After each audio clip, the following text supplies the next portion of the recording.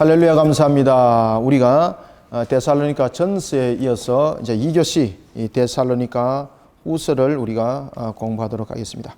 데살로니가 후서는 이제 전서에 비해서 그 내용들이 좀 짧죠, 그죠? 짧고 데살로니가 전서는 좀 전체적인 포괄적인 측면에서 그 내용을 다뤘다면 이제 데살로니가 후서는 집중적인 한 사건을 다룹니다.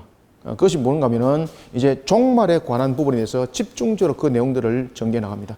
데살로니가 전서가 AD 약 한 51년경에 기록이 되어졌다면은 AD 약 한 51년경에 기록이 되어졌다면은 후서는 전서가 기록되어진 수개월 뒤에 후서가 전서에 이어서 기록이 되어집니다. 그때에 전서를 기록했을 때와 달리 물론 이제 맥은 같이 합니다. 전서와 좀 다른 것이 있다면 이제는 집중적으로 종말에 대한 내용을 다룹니다. 그래서 전체적인 내용은요, 환난에 처한 성도를 격려하고 그 다음에 재림에 대한 올바른 이해와 삶을 내용을 다루고 있습니다. 그래서 성도들을 격려하고, 왜 격려하겠습니까? 종말적인 부분에서 격려를 하는 거죠. 그리고 성도들 하여금 이 종말에 대해서 어떻게 우리가 신앙과 삶을 살아가야 되는지를 이제 후서를 통해서 이것이 집중적으로 이제 조명이 되어지겠습니다. 자, 그러면 우리가 이제 후서의 개론을 우리가 약 한 7분 정도 보고 안에 또 그 부분들을 보면은 2교시는 뭐 한 35분 정도 해도 뭐 충분하겠는가? 왜 그런가 하면 성경 공부 방식으로 지금 하게 되면은 안에 내용들은 많은 내용들을 다뤄야 되기 때문에 안 되고 매일 성경 묵상하는 방식으로 그냥 안에 내용을 제가 다루겠습니다. 안 그러면 성경 공부 방식으로 하게 되면은 이 내용들이 또 많이 길어지게 되겠습니다. 그러다 보면 또 지루하게 하는 성도들도 있을 것이고, 그래서 우리가 이 내용들을 그냥 간략하게 보겠습니다. 우리가 이제 그 데살로니가 우리가 전서는 1장, 2장, 우리가 3장의 내용을 보겠는데, 1장의 내용은 전체적으로 우리가 어떤 것을 다루고 있는가 하면은 크게 첫 번째는 첫 번째 우리가 전서에서도 마찬가지로 도입 부분을 다루고 있습니다. 전체적인 부분에 대해서 그 개념들을 가지고 있고, 그 다음에 환난 중에 성도들을 격려합니다. 이것이 1장 전체 내용입니다. 두 번째는 환난 중의 성도를 격려하는 그 내용들을 1장이 다루고 있습니다. 자, 그런가 하면 이제 2장에서는 어떤 내용을 다루고 있을까? 2장에서는 불법하는 사람들입니다. 불법하는 자들. 그러면은 이 불법하는 자들은 여러분 누굽니까? 이 불법하는 자는 전부 다 여러분 잘 아시는 것처럼 마귀에 속한 자들, 악에 속한 자들이죠. 그래서 종말 때 나타나는 현상 가운데서 가장 대표적인 것이 무엇입니까? 불법하는 자들의 등장입니다. 그래서 2장의 내용은 전체적인 내용이 그걸 다룹니다. 그래서 이 불법하는 자들을 하나님께서는 그러면 어떻게 하는가? 심판하신다는 겁니다. 2장에서는 첫 번째, 불법하는 자의 출현. 그 다음 두 번째, 종말의 심판. 이 불법하는 자들을 하나님께서는 그냥 두고 있는가? 그리고 또한 그들에 대한 부분에 대해서는 하나님은 어떻게 하시는가? 심판하신다는 거죠. 그러면 이제 2장에서는 이들이 불법하는 자의 출현이 어떤 모습으로 나타나는가? 요한계시록에 너무나도 잘 나타나죠, 그죠? 우리가 이제 그 베드로서에서도 나타나고 우리가 복음서에서도 잘 나타납니다만은 지금 데살로니가 후서에서는 이 불법하는 자들의 자세를 출현에 대한 모습을 어떻게 우리에게 이야기를 하고 있는지를 한번 보도록 하겠습니다. 그리고 이제 3장에 대한 이제 전체는 두 가지 모습인데 이제는 보면은 그러면은 우리는 그러한 모습 속에서 우리가 그리스도인으로서 어떤 삶을 살아야 되는가? 그래서 성도의 삶의 권면. 이제 3장은 첫 번째. 여기서 성도의 삶이라는 것은 여러분들 우리가 종말적 삶입니다. 종말적인 삶에 대한 삶의 자세가 어떻게 되는가? 그리고 3장은 전체적으로 그런 의미에서 이제 권면을 하면서 자세를 권면하면서 이제 전체적으로 종교를 짓게 됩니다. 이런 내용들이 1장, 2장, 3장에 전체적으로 제가 그냥 크명만 잡아서 여러분들에게 말씀드렸습니다. 그런가 하면은 이런 측면에서 우리가 주님의 재림에 대해서 잘못 지금 이해를 하고 있는 것들이 이 데살로니가 교회에 있다는 거죠. 그때에 이 데살로니가 교인들이 가지고 있는 종말적 잘못된 사상들은 어떤 사상들이었습니까? 극단적 종말론이죠. 우리나라도 여러분들 한때 극단적 종말론 속에서 나라 푹 빠졌죠, 그죠? 그래서 이것이 언론 매체에서도 굉장히 막 다루었던 옛날에 그 박정희 대통령 시절 때도 이런 건 있었죠, 그죠? 다미선교. 그래서 나라가 온통 그날에 초점이 맞춰져 있었고, 그러고 난지 보니까 전부 다 사기꾼이었고, 그리고 그가 결국 교도소 가지고 그 자신이 사기쳤다는 거, 자기 입에서 법정 재판에서 다 나타났죠, 그죠? 자기가 사기쳤다는 거. 이런 재림의 징조와 심판을 예고를 하는 부분들이 이 내용 속에서 다뤄집니다. 그래서 우리가 보면은 이제 2장은 전체적인 측면에서 우리가 교리적으로 우리가 다가오고 있고, 그리고 여기서는 3장에서는 교훈적인 측면에서 이 내용들이 다뤄지고 있는 것을 우리가 볼 수가 있습니다. 그래서 격려와 그리고 교리와 교리적인 측면과 그리고 교훈적인 측면에서 전체적인 결론을 내리는 것을 우리가 볼 수가 있겠습니다. 자, 이런 내용들을 보면서 우리가 이제 데살로니가 후서에 대한 내용을 우리 한번 봅시다. 자, 우리가 데살로니가 후서 먼저 우리가 1장 한번 봅시다. 자, 1장 보시면은 자, 여기서도 이제 특징적인 부분들이 나타나죠. 바울과 누굽니까? 실루아노는, 여기서 여러분 실루아노는 신라입니다. 신라의 로마식 발음입니다. 야, 목사님, 분명히 목사님 그때 1교시 할 때에 바울과 신라와 디모데라 그랬는데 이 성경을 보게 실루아노네요 라고 말하면은 여러분들 뭐라고 여러분들은 아셔야 되는 겁니까? 로마식 발음이 실루아노입니다. 실루아노는 신라라는 로마식 발음입니다. 이게 로마식 발음 아시겠죠? 그리고 신라입니다. 그래서 여기에도 후세도 보면은 몇 명이 등장합니까? 3명이 등장하죠. 3명이. 바울과 실루아노와 디모데는 하나님 우리 아버지와 주 예수 그리스도 안에서, 지금 누가 안에서입니까? 그렇죠. 지금 성도들을 격려할 때에 지금 그들이 가지고 있는 감정적인 것을 개입을 시키는 것이 아니라 이 격려를 통해서도 우리가 이야기를 주고 있는 것은 항상 우리가 누구 안에서? 그렇죠. 엔 크리스토스, 엔.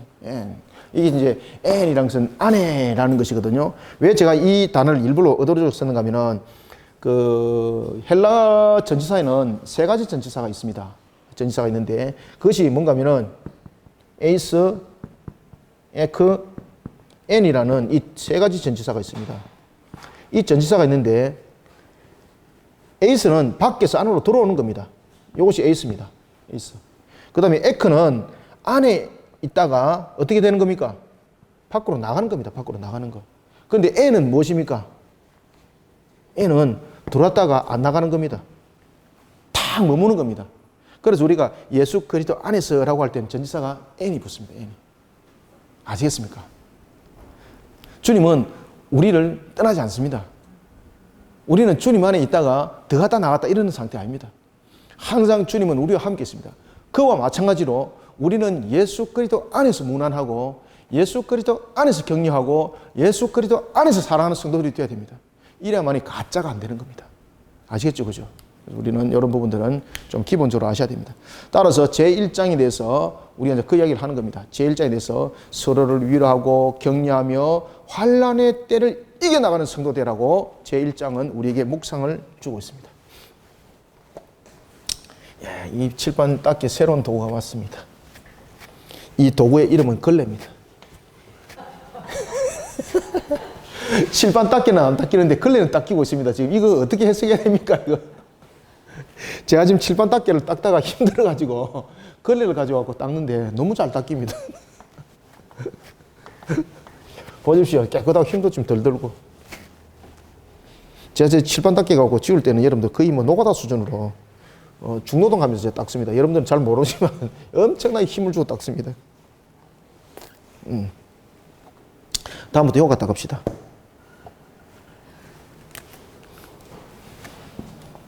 제1장. 제1장은 전체적으로 어떤 내용을 다루고 있는 가 서로를 위로하고 격려하며 환난 때를 이겨나가는 성도 되라. 어떻게 하라? 서로를 위로하고 서로를 위로하고 또 어떻게 하라? 그렇죠. 격려하고 위로하고 격려하여 환난 때를 이겨나가야 됩니다. 우리가 환난 때 여러분들 그것을 우리 혼자 이겨나갈 수 없는 거죠. 그럴 때 성도는요 서로라는 부분들이 굉장히 중요하게 작용합니다. 서로 위로하고 또 어떻게? 서로 격려하여 환난 때를 이기는 성도가 되라.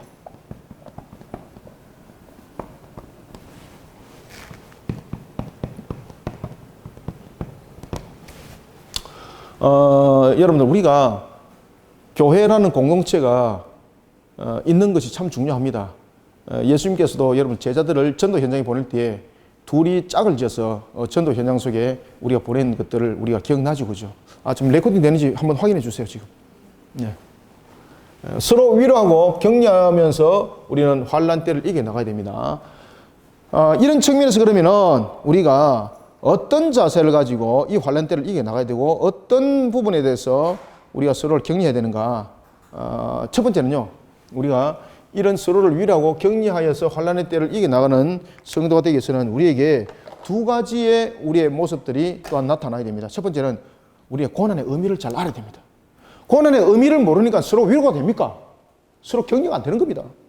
왜 그런가 하면은 우리가 서로 격려를 하고 위로할 때도 그 고난을 잘 알고 위로해야 되고 고난을 잘 알고 위로해야 됩니다. 그래서 우리는 이 부분들을 묵상할 때에 우리는 어떻게 위로하고 어떻게 격려하는 그런 자가 되어야 되는가라는 것은 제일 먼저 첫 번째 우리가 고난이 그리고 환난이 우리에게 주는 의미를 잘 알아야 됩니다. 첫 번째 고난이 주는 의미를 잘 알아야 됩니다. 고난이 주는 의미를 잘 알아야 합니다. 여러분들 하나님께서 우리에게 왜 고난을 주겠습니까? 에? 왜 고난을 줄까 여러분들? 그것은요 하나님의 나라에 자꾸 떨어지는 것도 여러분들 다 이유가 있습니다. 제가 잘못 나왔기 때문에 떨어지는 거죠, 그죠? 여기서 고난을 주는 의미는 뭔가 하면은 하나님 나라에 합당한 자가 되도록 하기 위함입니다. 그래서 하나님께서는 우리에게 고난을 주는 것은 우리를 무너뜨리는 템테이션, 그것이 아니고 테스트, 그죠? 템테이션은 유혹을 통해서 그걸 완전히 그냥 짓밟아버리고 끝내버리는 거지 않습니까? 그렇지만 테스트는 우리를 넘어뜨리는 것이 아니라 우리로 하여금 새롭게 하고 깨닫게 하고 알게 해서 다시 일어나게 합니다, 여러분들. 무엇을?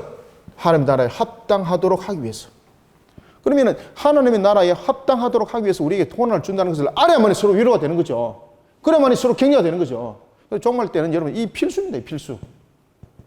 저와 여러분들이 여러분 당하는 고난과 환난이 있는데 이게 게을러 빠져가지고 고난이 왔습니다. 그것은 하나님께서 하나님 나라에 합당한 자로 되도록 하기 위해서 고난 주는 건 아닙니다. 그건 뭡니까? 자신이 게으른 데 대해서는 값입니다. 그건 어떻게 해결해야 됩니까?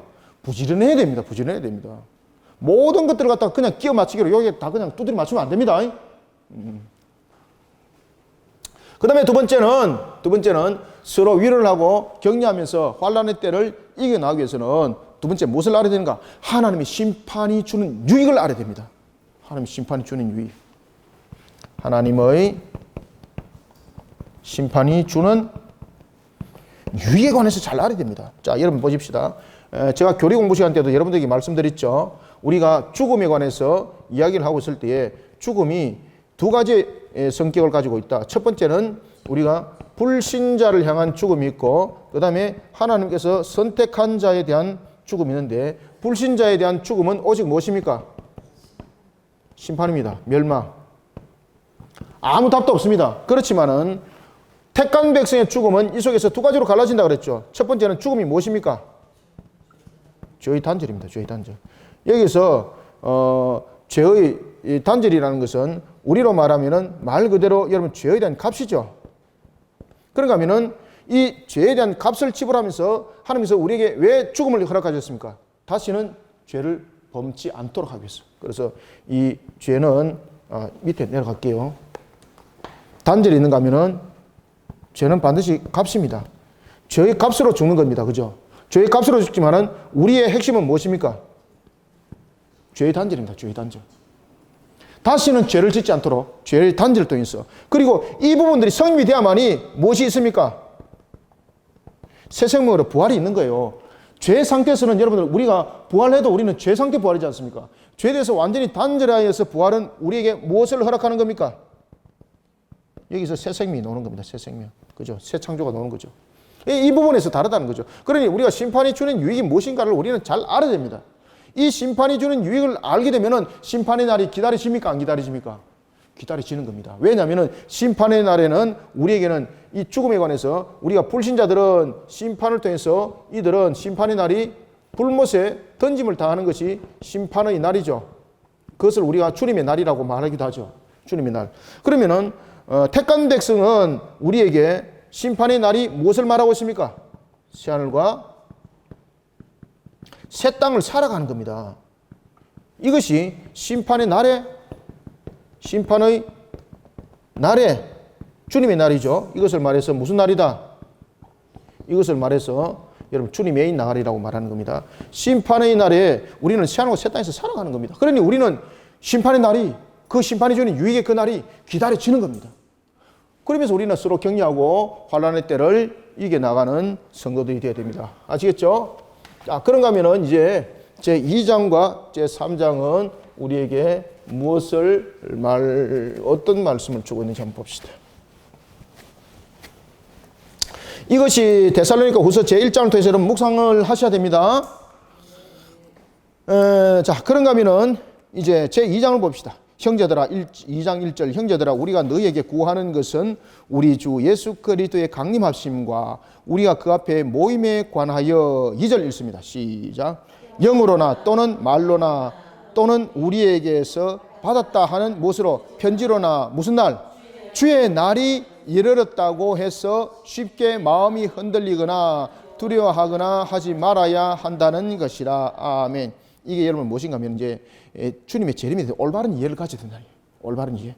따라서 제2장에서는 우리에게 묵상을 통해서 주시는 것은 재림에 대한 올바른 이해와 구원에 대해서 확신하는 성도의 자세를 가져야 된다. 재림에 대한 올바른 이해. 제2장은 재림에 대한 올바른 이해.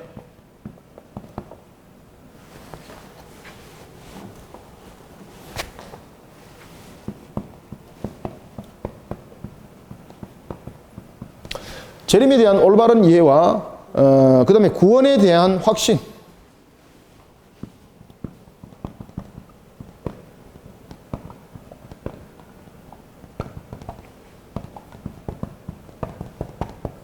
확신하는 신앙의 자세를 가져야 됩니다.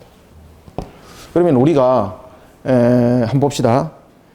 구원에 대해서 확신을 가지기 위해서는 우리가 무엇보다도 이 구원에 대해서 바르게 이해를 하기 위해서는 종말 때 나타나는 현상 가운데서 적그리스도의 특징을 알아야 됩니다. 제가 개론에서 여러분들에게 말씀드렸죠. 제2장이 핵심적으로 다루고 있는 것이 바로 적그리스도에 대한 출현들의 내용을 다루고 있다고 말이죠. 그러면 우리가 제2장을 통해서는 앞으로 일어날 적그리스도에 관해서 이 부분들을 명확하게 여러분 아셔야 됩니다. 그래서 여러분 3절 한번 보십시오. 3절에 보면은 전체가 2장 전체가 3절, 4절, 그 다음에 9절, 10절, 12절이 제가 나중에 다 간추렸습니다만 이 부분들이 전부 다 적그리스도에 관해서 이야기를 담고 있습니다. 따라서 이 장에 대해서 우리가 특징적으로 여러분 아셔야 될 것은 적그리스도의 특징은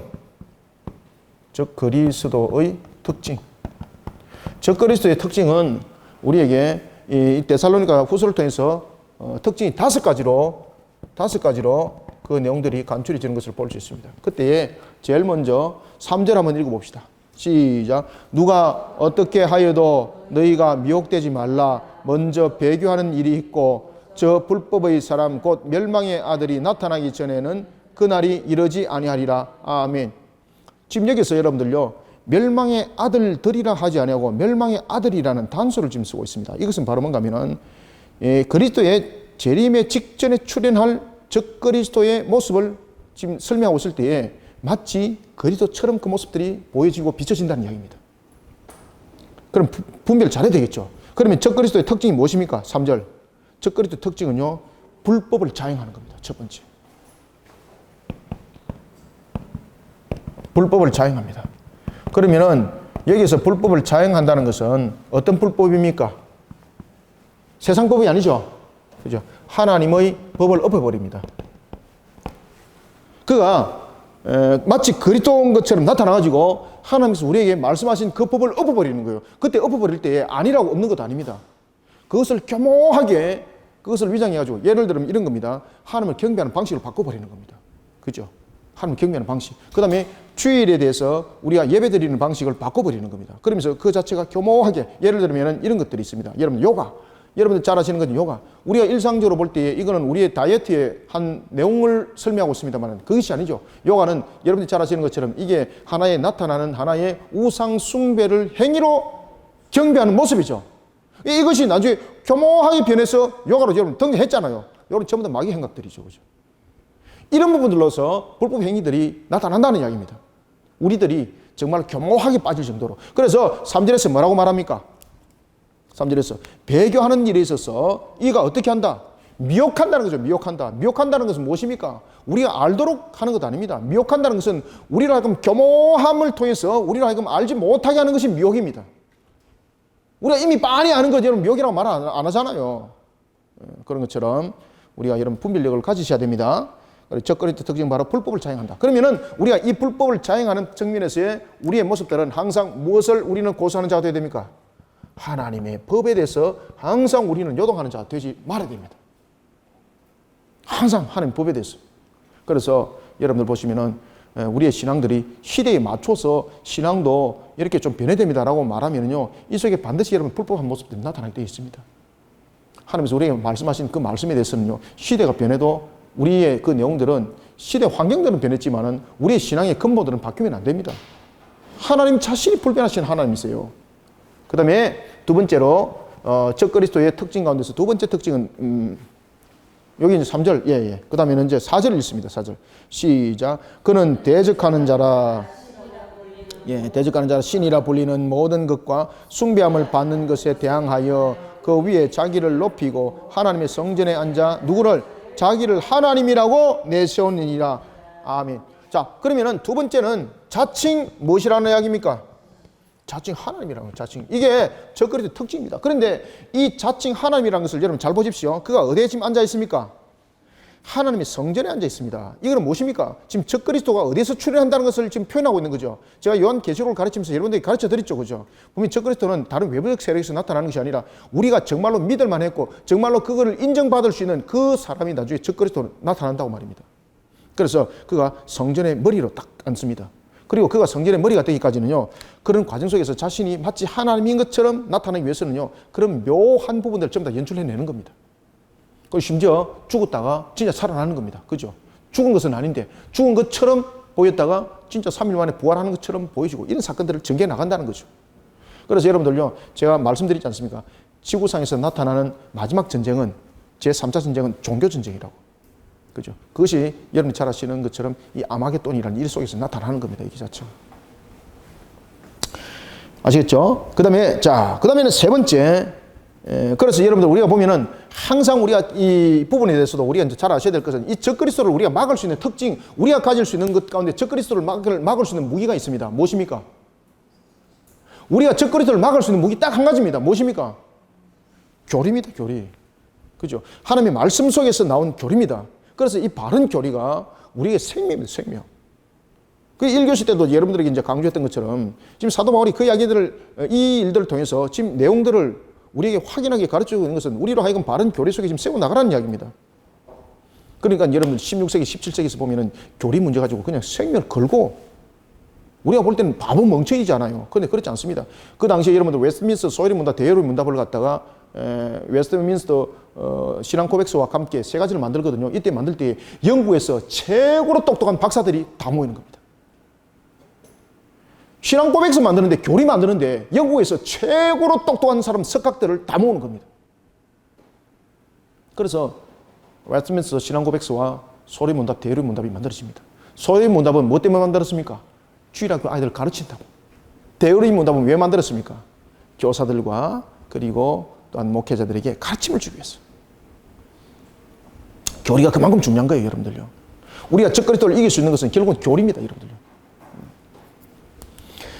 자, 그래서 이런 부분에 대해서 9절 한번 읽어보겠습니다. 자, 9절 자, 세 번째는 어떤 모습으로 나타나는 특징을 가지고 있는가? 자, 3번이 3번이 아니고 세 번째 죄송합니다. 3번 습관이 돼가지고 9절 한번 읽읍시다. 9절 시작. 악한 자의 나타남은 사탄의 활동을 따라 모든 능력과 표적과 거짓 기적과 아멘.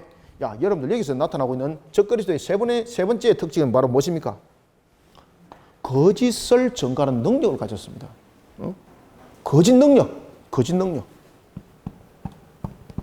능력인데 이 능력이 거짓 능력이죠. 그죠? 여기서 거짓 능력은 마치 자신이 그리스도인 것처럼 보이게 하고 마치 하나님인 것처럼 그를 나타내 보이는 그 능력. 이 능력에 사람들이 속습니다. 그래서 여러분들 요한계시록에 보면은 하나님께서 예수님께서 주님께서 하나님이신 그분이 그리스도께서 우리에게 7교회를 향하여 우리를 향하여서 말씀을 하고 있습니다. 귀 있는 자들은 성령이 교회들에게 하시는 요소를 봐라. 행위를 봐라. 말씀을 들으라. 그죠? 귀 있는 자는 성령이 교회들에게 하는 말씀을 들을지어다. 우리는 이 거짓 능력들을 발견하고 있고 확인할 수 있는 것은 결국 우리가 하나님의 법이라는 우리의 교리적인 측면에서 우리를 세우지 않으면 이 부분들 절대로 구별할 수 없습니다. 그래서 여러분 보면 이단들이요, 교회가 저희들 교회처럼 교리를 가르치고 이런 교회들은 이단들이 못 들어옵니다. 들어와도 여러분 보시면요, 6개월, 1년 뒤에 다 나타납니다. 전부 다. 제가 여러분들에게 말씀드리잖아요. 우리 교회는 오면은 절대 제가 일 바로 안 시킨다고. 공부 다 시키고 난 뒤에 나중에 분별해서 제가 나중에 기도하게 만들고 그렇게 합니다. 여러분들. 그래서 제가 아는 분들도 교회 오더라도 저는요, 교회에서 바로 직분 안 줍니다. 지금. 우리 교회에서 충분하게 바른 교리 속에 세워지고 그 모습 속에 세워진 속에 흔들리지 말아야 되는 것입니다. 왜 그런가 하면 그냥 사람이 좋아서 그냥 세웠습니다. 그럼 이 사람이 나중에 교리적인 문제가 발생되었습니다. 교회 흔들립니다. 여러분들. 제일 중요한 것은 우리가 교리로 세워야 돼요. 교리로. 왜 그런가 하면 이게 종말 때 나타나는 특수한 상황이기 때문에 그렇습니다. 아니면 여러분 팡팡 우리 다 넘어집니다. 우리 영적 전투 100% 칩니다. 오늘도 여러분 본문에 보시면 데살로니가에서 뭐라고 말하는가 하면 우리로 하여금 하나님의 전술갑주 에베소서 6장에 나타나는 하나님의 전술갑주 입으라고 이야기를 하고 있습니다. 자, 그 다음에 이 거짓 능력만 가졌을 뿐만 아니라 10절 읽습니다. 시작. 불의의 모든 속임으로 멸망하는 자들에게 있으리니 이는 그들이 진리의 사랑을 받지 아니하여 구원함을 받지 못함이라. 아멘. 불의의 무엇을? 속임. 모든 속임. 다시 말하면은 적그리스도의 네 번째 특징은 사람을 속이는 겁니다.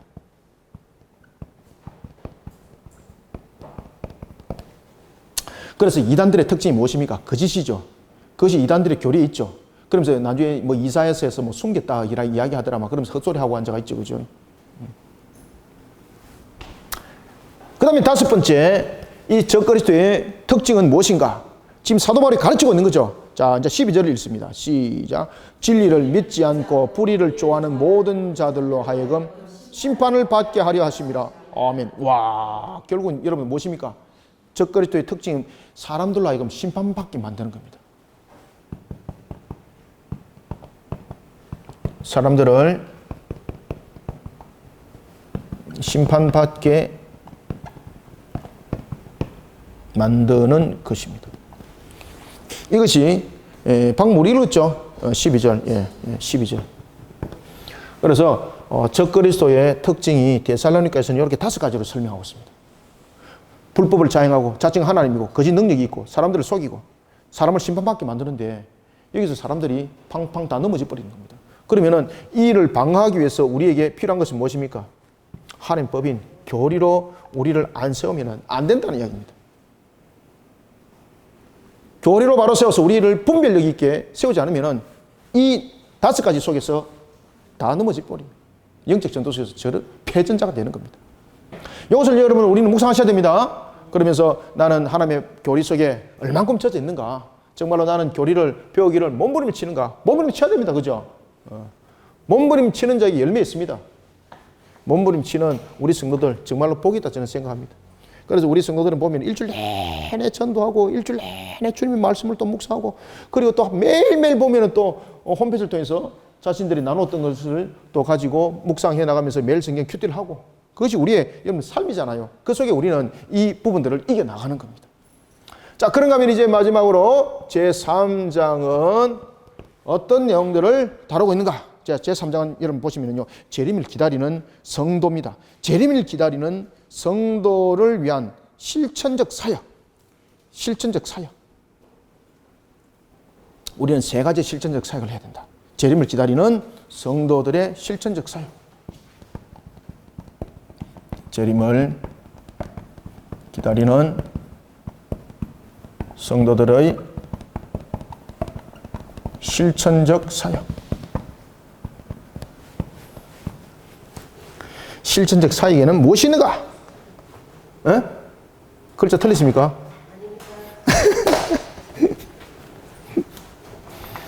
자, 여기 이제 실천적 사역에는 세 가지의 실천적 사역들이 있습니다. 이것은 성도들의 사역이기도 하고 교회가 마땅히 해야 될 사역이기도 합니다. 자, 그러면은 이 실천적 사역 속에서 첫 번째 사역은 어떤 사역인가? 먼저 영적 전투를 치러야 됩니다. 자, 여러분 3절 보십시오. 3절 보시면 3장 1절 한번 읽어보세요. 시작. 끝으로 형제들아 너희는 우리를 위하여 무엇을 하라? 그렇지요. 기도하기를 주의 말씀이 너희 가운데서와 같이 퍼져나가 영광스럽게 되고 라고 말합니다. 그러면서 3장에서 계속해서 지금 무엇을 합니까? 지금 계속 기도합니다. 그러면은 우리가 이 속에서 여러분들이 나타내야 될 것 가운데서 우리가 재림을 기다리는 성도들의 모습 속에서 반드시 여러분들이 가져야 될 것은 뭐라고 하면 영적 전투를 치르는 자세를 가져야 됩니다. 첫 번째는 영적 전투를 치르는 자세.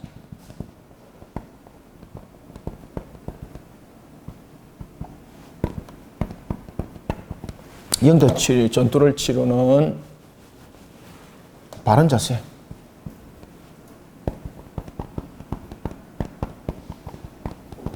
우리가 영적 전투를 바르게 치르기 위해서는 어떻게 됩니까? 기도하는 성도들이 되야 됩니다. 모여서 기도하기를 힘쓰고. 그래서 기도하는 교회, 기도하는 성도. 사도 바울이 지금 그 이야기를 하지 않습니까? 기도하는 성도, 기도하는 교회가 되어야 된다. 그래서 5절도 보십시오. 4절 5절 함께 읽습니다. 시작. 너희에 대하여는 우리가 명하는 것을 너희가 행하고 또 행할 줄을 우리가 주 안에서 확신하노니 주께서 너희 마음을 인도하여 하나님의 사랑과 그리스도의 인내에 들어가게 하시기를 원하노라. 아멘. 지금 기도하잖아, 그죠? 기도하는 것을 우리가 결치 말해야 된다. 그 다음에 두 번째는 신앙의 삶을 살아가는 자세를 가져야 됩니다. 신앙과 삶이 구분되면 안 됩니다. 특히 종말 때일수록 더 그렇습니다. 신앙과 삶을 구분하면 안 됩니다. 종교라는 단어를 가지고 우리의 삶과 이것을 대입시켜서 이것을 무게 중심으로서 무엇이 가벼운가, 무엇이 중심인가 이 가치 따지면 안 됩니다. 신앙이 삶입니다. 그래서 마지막 두 번째는 우리가 신앙이 삶이 되어야 됩니다. 신앙의 삶을 살아야 된다. 신앙의 삶.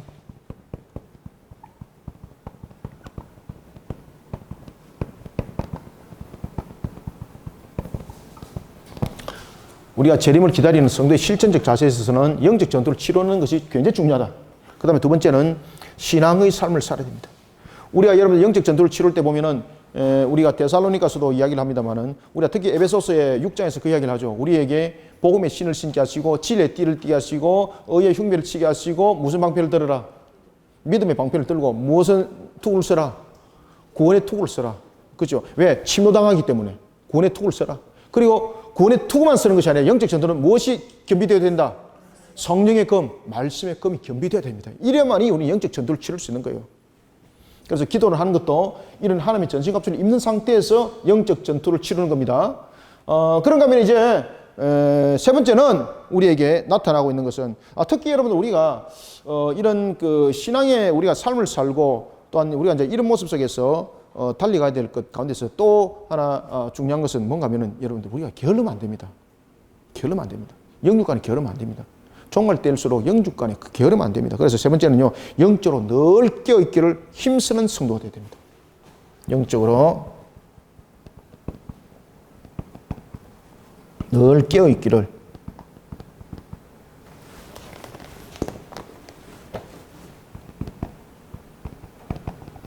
힘쓰는 성도가 되어야 됩니다.